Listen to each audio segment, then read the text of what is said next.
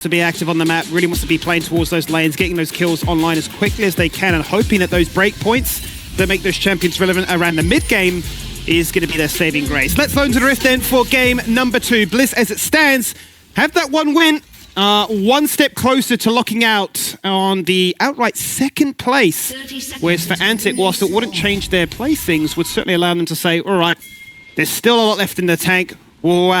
We'll fight you again once playoffs come around. Yeah, a lot of early aggression coming out of Bliss, so they're going to go, try scout out where Foreigner is, get some early wars. They want to really find out where he starts because Kevy wants to avoid these skirmishes against the Sejuani early on. He wants to really prioritize clearing his jungle and, avoiding the 1v1 and growing his lead individually, because when Sejuani links up with the gold card in top lane with the, the easy ability of proccing your E in the 2v2 in mid lane, and also the Alistair CC, that's when she really comes on and becomes this really strong skirmishing champion. So Kevy really wants to avoid the Sejuani as much as possible in the early game and scale up towards the mid game.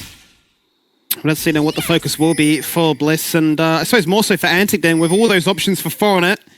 It's, a bit of a Christmas come early as to where do I want to go, how much gold do I want to achieve. Sky certainly could be the limit here, but they are fighting on an uphill battle, knowing just how strong Bliss are and how confident they were in that game one, despite falling down, despite having a bit of a questionable moment in that 4v5 to bring it back to close things out and to, finally rid themselves of those demons from last week.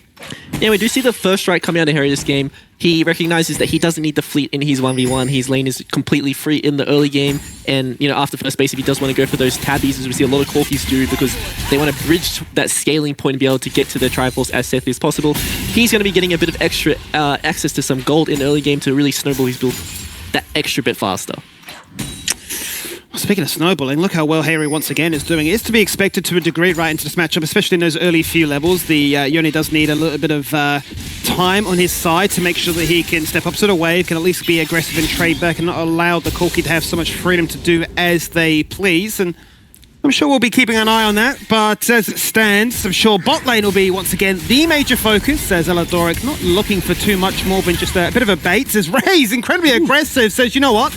In your face! I'll auto-attack you down. Yeah, I think a lot of people forget that Raze was like one of our traditional or OG Ezreal players, and he was someone who was always really respected on these picks. So very nice to see him pull it back out again. Curious to what build he wants to go through though, because I know there's a lot of different Ezreal builds. Like there's your traditional, Triforce with the Shojin build, but there's also some AP builds that have popped up. We do remember the Shadow Flame Ezreal. That could be a potential option with him, as they do lack a lot of AP damage, and that could be something to bridge the damage profile that this team has right now. We've certainly seen many years ago, right? And I sort of joked about it in the interview with Predator that he went for that AP hybrid Ezreal. And look, it serves its place. It certainly could be the answer in this one if they do need that extra bit of damage to try and bridge them, because they did elect for this Twisted Fate as their 5th and final, making sure that this 1v1 into Biopanther would be the focus, and hoping that the attention of the Sejuani could be better placed elsewhere. We'll have to see if that proves to be a successful strategy, because every single time we pop our head into mid lane, Harry is so pushed up in this lane. It's just like, you want anything? Get through me first. The funny thing is, you look at the health values right now, you already see that Harry has popped his potion, whereas Incursor hasn't. So Incursor is actually outstanding Harry in terms of, the keystone. But we see Gang coming into bot lane. There is no AD carry here. Oh, what a crazy turn of events, Raze! He doesn't care! Go for the first blood. Ooh. You're not going to farm me. Fantastic headbutt. Now Drago has the body block. He's going to cop the hook. He says, Raze, live. You are the focused. I will be your protector. And Violet will answer back as he returns to lane. But that was a crazy first blood. Shout out Draco, going down for his AD carry there. Did his job. Such a nice, initial Q flash onto Kevy to find that surprise burst. Surprised that Bliss did go for that gank though without Violet being in lane, and I'm curious to how he was forced to base so early, or if that was him going for that tempo recall after they crashed away, wasn't really paying attention to the bot lane. But really well played from the Antic bot lane, using the strength of Ezreal in the early game. We always talk about, Kai'Sa is a necessarily good pick into the Ezreal, but I think trading the W order is always going to be favorable inside the creep wave. But once again, really well played by both members from the Antic bot lane to really execute this kill, and a really good job by Draco to make sure his AD carry gets out of here alive. And you can see in the replay there that, Violet is halfway back to the lane by the time that fight starts. So it's almost a case of going too quick when the fight should have just been slow. You've got them already so overextended as a duo against your tower, but maybe just thinking they have enough damage as a two-man to get it done. Wasn't to be the case, but it does get evened out. Both AD carries walk away just a little bit richer. So I'm sure at the end of the day, no one's really too upset. Yeah, and I think that Incursor has done a much better job in the early game this time to, navigate the hard matchup. He's able to find himself the reset. Going to be able to pick up a much better buy than Harry on his first base, and I think that this is the hardest point for Yeon over. He's got access to the Berserker Greaves, which means his lane is much stronger now in his ability trade. Race does not have access to the Arcane Shift right now, so if they do want to commit, that is a window for them to punish. It's always one of the classics, the interactions right between the Arcane Shift and the Dredge line. You can always look to try and buffer that and say that's pretty useless. Not going to catch me as long as I'm paying attention. Very hard to lock me down. Both these bushes right now about to expire, but both were preoccupied by Bliss, knowing exactly what shenanigans Draco's up to there with the Hex Flash. They're not going to be falling victim to any surprises a second time around, but with the tier already being purchased, Raze is going to be sitting pretty as he looks to try and stack up, and same for Harry too. So, I mean, you mentioned before that Incursor is looking to try and out-sustain things with the tier 2 boots complete and with level 6 too. Certainly has the ability to not only trade back, but also to be aggressive. Yeah, and we see the trade of objectives around now, so this will favor Foreigner because you do get more experience from the Grubs, but for Bliss, this will favor them as a team. They're going to be able to get access to the first dragon, which means they start, the clock starts ticking for them when it starts to stacking these dragons. Although, looking at the top matchup with Zonus and being able to hit these tower plates so easily, having the Grubs is a very good position for him to be in. Certainly is to be the case. Oh, good flash. Otherwise, that could have been a very easy pickup for Incursor to hunt on down with the Fate sealed up and available. But you did see that Zonus burnt the Destiny, not for an engage, as I might hold myself for a second, but looks like nothing may come of this one. He did burn that Destiny just to make sure that Foreigner was protected when he went for all those grubs. So, as you mentioned, they're going to have all that potential to be aggressive. This Dracu, it's mind games between these two. That was very scary indeed, but I think that the Antic bot lane is doing really good at trading. I feel like a lot of these trades, they look like they're being performed by the Antic bot lane so well, especially when, Kevy is putting so much attention to them on this side of the map. And will this gank work, Skimmy? It's looking pretty good right now. The Weaver's Wall goes out, but it's actually afforded them enough space to try and get themselves out. Raze the focus, but Violet's already committed with the Killer Instinct. He's got no mana left right now, but he can hide between this minion wave, which makes it incredibly hard to lock you down. So he gets away on this occasion, and yet again, the focus being bot lane, but everybody survives. They just look so comfortable on this 2v2 scheme. They outplay the game. They find the kill onto Aladoric even without Foreigner being there, but Foreigner showing up means that Violet can't find the trade kill onto Raze, has to flash out himself. And just once again, we're seeing the favor going to the anti-side, even though we're seeing so much jungle attention being put by Bliss to bot lane. Yeah, and this is always to be expected when we do get that rare glimpse into the top lane, right? The fact that Zonus can just push in this wave, get all these plates and say, bye, you're going to need to summon an army to try and take me down. I'm just such an annoying rat of a champion, right? Always harassing you from afar. You can't get any CS. You can already see that is the biggest divide between all these lanes. But let's run it back with this replay one more time, because from the very get-go between Kevin and Aladoric, it looks clean. Yeah, there was a minuscule timing that Raze had to use these Arcane Shift to dodge out there, but, Aladoric goes in, he's trying to find that initial engage, but he's already missing half his health, so he just falls down to a lot of the AoE damage coming out to Ezreal and Alistar. So back to bot lane again we go, as we get to see what may take place again. No summoners available in terms of the flash, but Raze is about to come off cooldown in a second if Kevy were to relentlessly look to try and, camp and gank this bot lane and make sure that it does go back in their favor. He's already sitting on the Sheen, so that damage profile is starting to find its presence, whereas for Violet, still working towards that very first evolution. So we'd love to get that pickaxe online nice and quickly to get the Void Seekers all done. And yeah, we get to see really where the next focus will be, because in terms of jungle ganks from Team Bliss, it's all been bot side, whereas for Foreigner, it's a case of what flashes can I burn? Yeah, and I think the next focus point will be either the mid lane for that repeat gank onto punishing Harry's flash, or the grubs in a minute. Getting the 6 grubs will be so huge for this Antic roster, as they do have the stronger side laners, so being able to really take down these turrets will be so huge for their team, and accumulating this gold lead they really need. But this could be a dive happening right now, Skimmy. It's looking to be the case, isn't it? A 3-man collapse, and it's going to be dissuaded, because unfortunately that tower is going to have all those minions crash into it. It'd be so overzealous if they were to try and dive Harry this early on. Only 10 minutes into the game, mind you, right? They've just died at the tower more so than anything. So unable to punish the flash timings on that window, but what is interesting is that finally they've actually gone for the lane flip and said, you know what, it's too much. And it makes sense, because the next grubs are up in 20. Yeah, and this is the strength of the Cassante into the Twisted Fate. You can chuck him on the weak side of the map. He's so hard to dive. even though he, he doesn't have the same amount of CS as Zoranus does on the Twisted Fate, he is a tank and he is very happy to use that path, make absorb so much damage. So we see the match happening right now on the map, but we see the aggression happening onto Harry with no flash, but they're not finding the kills they really need. Yeah, to look for the Fate Seal, but that was going nowhere fast. Glacier Fissure into a Pulverize, and that is lights out for Kevy. You want those grubs? You've committed the lane swap.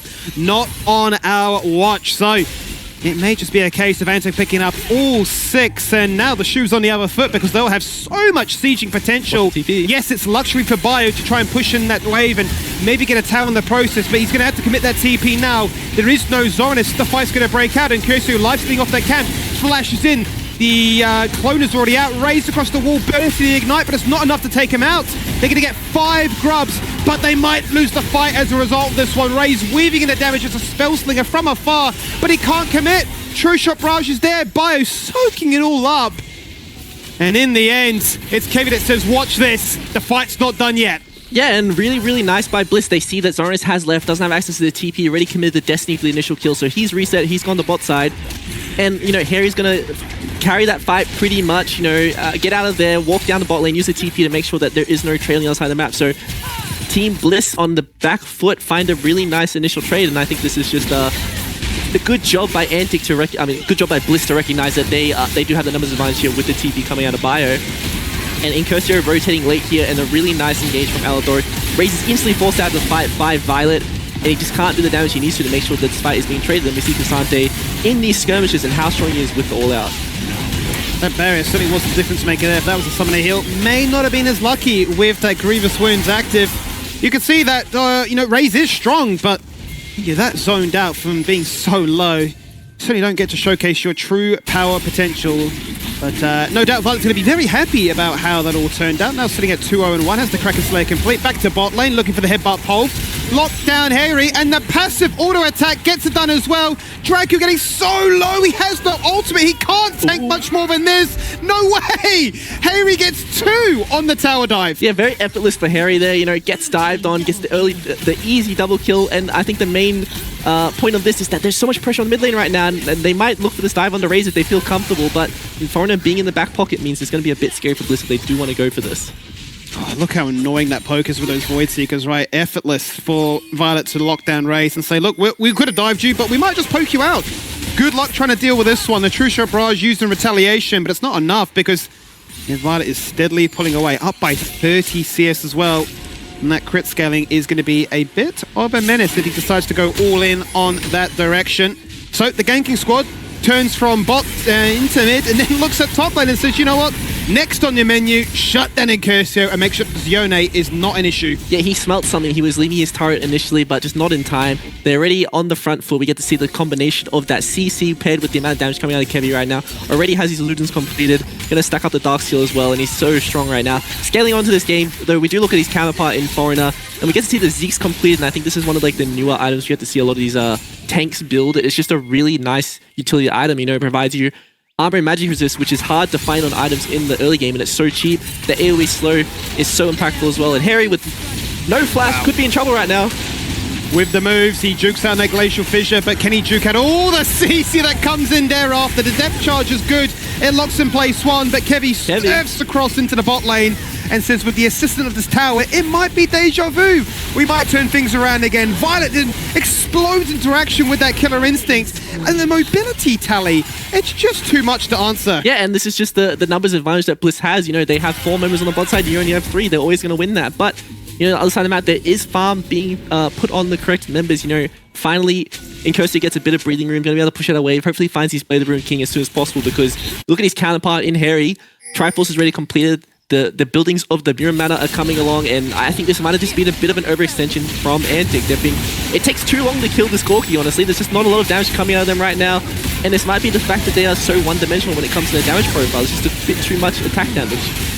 And they have no Raze, right? And that's the major focus, or has really been the major focus in both these drafts to make sure that he's, online. But he was just on his own farming up the mid wave and sort of draws the attention back towards that Twisted Fate pick when you would have liked to Gwen perhaps instead. But, that's neither here nor there, as I am just slowly dying in real life here. Alador surrounded by 4. He'll fall on down.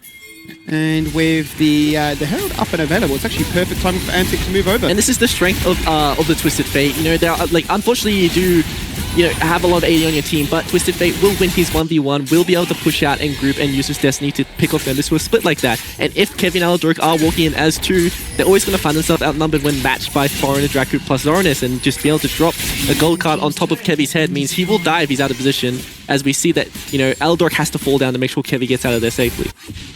But I am very curious, Tally, as this game goes on and on and on, whether or not the game plan from Antic is going to be to never entertain the full 5v5 and then fully rely on the likes of, you know, the Twisted Fate and the Yone to split push and hope that with the protection of a Sejuani and an Alistair, that Raze can be so safe and so, you know, elusive that they actually never, you know, die in the process of defending as a free man. I would say you're sort of forced to, you know, entertain the 5v5, especially around these objectives when Bliss want to start forcing these dragons and eventually to the point where they can start hitting this Baron. You have to respect it and answer in tandem. You can't just give these objectives over just because there's a lot of armor in the enemy team. The only problem is a lot of the armor pen items coming out of, you know, Antic side is like they don't really exist. You know, you don't really like a lot of the armor pen items on Ezreal. Like the Sereldas isn't ideal. Lord Dominic's isn't ideal. You know, you can't really utilize the lethality from the Sereldas. You can't utilize the crit from the Lord Dominic. So you're kind of subpar when it comes to building armor pen items on Corki. Twisted Fate wants to be on hit. You know, Yone doesn't really want to build an armor pen item if he doesn't have to. He wants to really just go for a lot of the you know, crit items into like a defensive mix. So if he is forced to build the LDR this game, he's going to be a very, very squishy champion, especially going into the so much damage coming out of the Bliss lineup. Which makes it terrifying, because then the question is asked, who kills Bipanther? He's already got the Frozen Heart, no doubt working towards even more of that armor as well. Perhaps the Sunfire to come out next. And it's like, well, if you can't get past him, how do you ever gain access to the backline? Will we just have a game of fireworks of everybody being so mobile that the tanks just simply get walked right past? Well, here goes another attempt for them to try and be aggressive. There goes the Glacial Fissure. Nice and early as Dracu, just, you know what, takes Shelly for a bit of a divert and says, you know what, I need to get the hell out of dodge here. And Shelly will give me a helping hand. What did we just see Aldork do? He flashed in front of the Rift Herald to try and block it from running away, but it doesn't work like that anymore. You know, we've all seen the LPL, you know, the drift clip and the power of the Rift Herald when you get access to that. So, you know, Dracu uses that one to escape from a very bad situation as he was collapsed on by multiple members from Bliss, and you see Aldork blowing the flash, which is so important. It's such a crucial engagement for the Bliss lineup. 100%, absolutely, for the Nautilus of all people, right? So they're going to have to utilize that surprise factor from the Fog of War with that Hex Flash, but doesn't have the same luxury as he would have done on that Rakan to try and pull off those same plays to that level. Well, the Dragon gets looked at, the second one going the way for Antic, with Bliss already denying at least one. There won't be any early soul point to talk about here, but Bio given a rare chance to try and split push, whilst the rest of his team causes headaches elsewhere. Doesn't allow them to find yet another turret, their second of the game. Maybe quickly answered back here in the bot lane by Zoranus, as they have those 5 grubs to assist them in doing so. And the split pushing continues as the rest of the squads all rally around the mid lane. Yeah, and I don't think Antic has done a good enough job of shutting down Bipanther. I think, you know, when you look at the CS department, but, you know, hold that point as we see Drax going for an engage onto Violet. Yeah, going to go in for that 2-man. That's a fantastic seismic shove coupled with the depth charge. And the disengage to make sure that Violet survives may be good enough. The gold card was primed. It went the wrong way. It's not on the target they would have wanted. The damage is being split. And there's the seismic shove yet again. The hook densely close. Someone is splashing into their face. And that cannot go unpunished. Instant answer back from Bliss. And my god, what is happening here in the mid lane? Yeah, really, really unfortunate series of events for Zoranus there. You know, initially his card runs out, so he can't get the first gold card off onto Violet when he was out of position. Then the second time around, he flashes forward to find it onto Violet again, but Violet has access to that E-Evolve, so he goes invisible, denies the, you know, flash gold card execute from Zoranus, and he just looks like he's inting pretty much, because unfortunately, he just got outplayed twice by Riot Games, so he goes to go down there. But we find the engage initially by Dracu onto the members of Bliss. But once again, you mentioned such a good disengage from Kevy and Aldork to buy so much space for his team, because if any of these members were any bit closer, this would have been a very one-sided affair for Antic. Look how sad it is. You're just looking at Vite thinking this is the one. You get the next gold card cycled up, flash into their face, and surprise, surprise, yeah, you just get met with so much damage, rocking up his Hayri. But it is Kevy that picks up the kill in the end. So frustration, visibly, but double Warmogs now to be picked up. Foreigner and Dracu well and truly now in their position to be their prime. But can they gain access to try and keep a guess as to where Bliss would be? Because they're causing enough headaches to say you don't have any vision of this side of the jungle, let alone do you have the ability to walk into this river to look at Baron. I don't think ANC want to take this fight around us. I mean, we look at items in the inventories right now. We don't see Raze with these two complete items, which is the major power spike for Ezreal, but at the counterparts for them, 2 major carries from Bliss, we see items being completed already. So if they do take this fight, I think the damage gap could be quite one-sided. It could be that case right now as the rocket connects and Raze the one to receive that amount of damage. They, once again, keep them guessing as to where we're going next. There's only a single blue wall trinket on that Baron now to be cleared out. They have no idea what's happening on this top half of the map.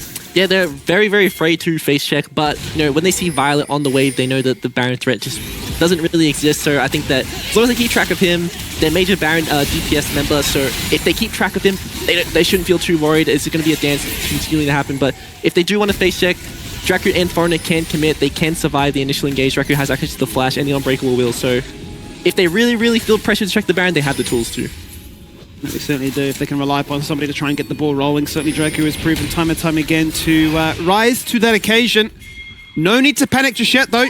As you mentioned, there was a bit of an item discrepancy between these two, so they are able to afford themselves a few precious seconds to get themselves back into it, and you can see why, because you know, Violet with 8, just shy of 8.7 to his name is already a fair amount over that of Raze, but the most gold in the game goes to Harry, already outdoing that of the Twisted Fate. Yeah, but you see Harry pick up the QSS here, so if he catches Zoranus off guard with the QSS, he can absolutely pick up that 1v1 against him, because there is no, you know, Merc treads from Harry, so you would think that Twisted Fate can really abuse that stun duration to win the 1v1, but with the QSS picked up, he can match him on the side lane, he can win that, and, you know, that allows Bio to be the one to match the Yone, and Incursor doesn't find that 1v1 that he really wants on the side lane.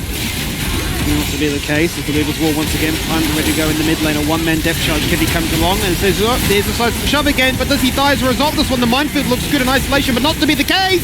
Look at Violet go, jump straight into the backline to try and kill Raze, but then there is the fate sealed, and Incursor says, I shall protect. A double kill found for Violet before he does get taken down by Incursor, but it's still all things Bliss as everybody dies but Raze. And the ult picks him up on the end, so maybe they don't have the damage to be able to take this Baron now. What a clutch true shot barrage coming out of Raze. You know, we were talking about him being this member to really come out on top, but Harry has access to the flash, and I think that this might be the end of Raze if he doesn't dodge this last rocket. Really hoped. You would have really hoped that that was a crit, but it doesn't matter. Yep, he's got the slows, he's got the damage, and you really thought for a second Raze had done enough. It was a crazy set of events. Yeah, and this is the power of the Northern Kai'Sa. Even though Ezreal does get out of the fight initially, there is just so much threat onto him when Kai'Sa has the ult marker. We see Violet go in aggressively to try and, you know, trade off Raze, but he just does a really good job to get out of here. Unfortunately, Incursor doesn't find the initial kill onto Kevy here. I think he did a very good job, you know, trying to trade, but misses the Q on the end. So, you know, Bliss feel very confident going for the Baron, but it's just such a nice true shot barrage from Raze, being someone who, you know, in the past, we remember those Draven ults across the map, finding those snipes, and, you know, making sure that the Baron didn't go down to the enemy team.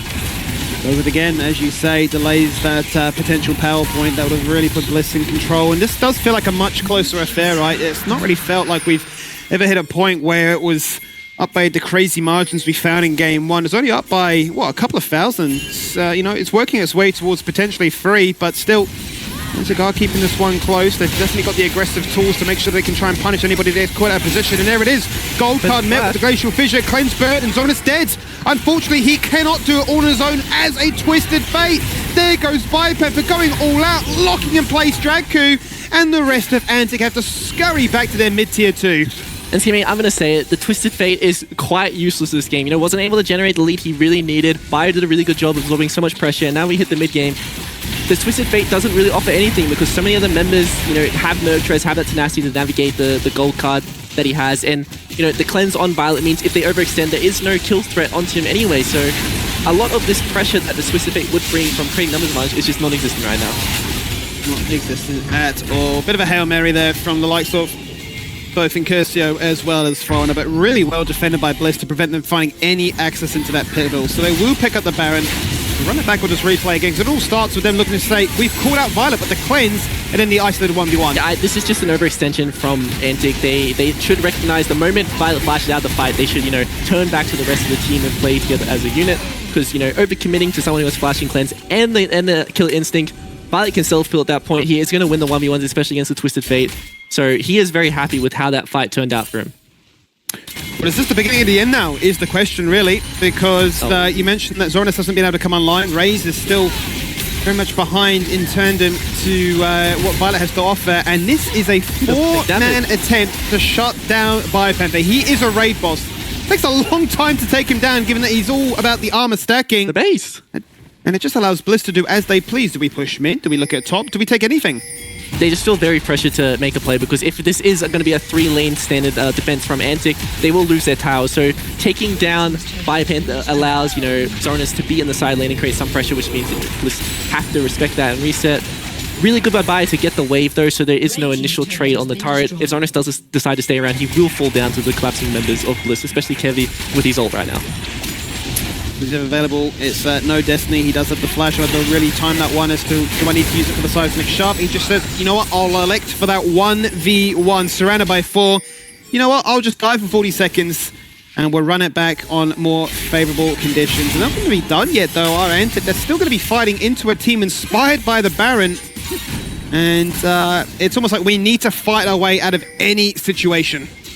That's absolutely it. They're fighting from, you know, the back foot, and they have to be the ones aggressing. They have to be the ones finding his initial engages, because I think if Bliss are the ones who find his engages with the, you know, the Nautilus ult into like Kevy diving onto the backline, throwing out the pebbles onto multiple members, it's so hard to come back from those types of team fights, especially when you don't have the same AoE damage coming out of the Bliss lineup.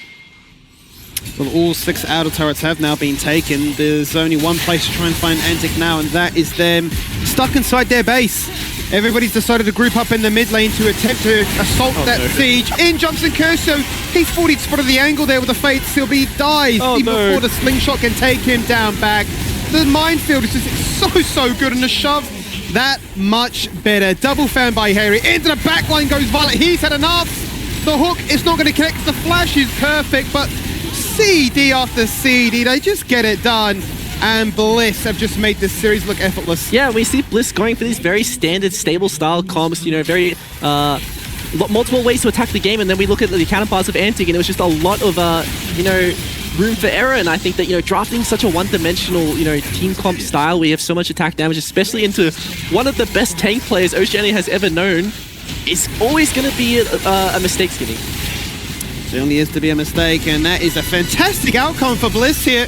After dropping 2-0 to what you say is their arch nemesis at this stage in Ground Zero, they've come back in the following week and said, you know what, Antic, we'll take you on and we'll square up and see exactly where we rank amongst the top 3. They've taken a very convincing 2-0. They came into this game only a point shy of Antic in second, and now they'll pinch that spot and be outright in that position themselves. So a very happy day overall, and I'm sure the viewers at home are one step closer to understanding, all right, who are the front runners, who should we be interested in, and what storylines are going to carry over from the regular season into the playoffs. It's a perfect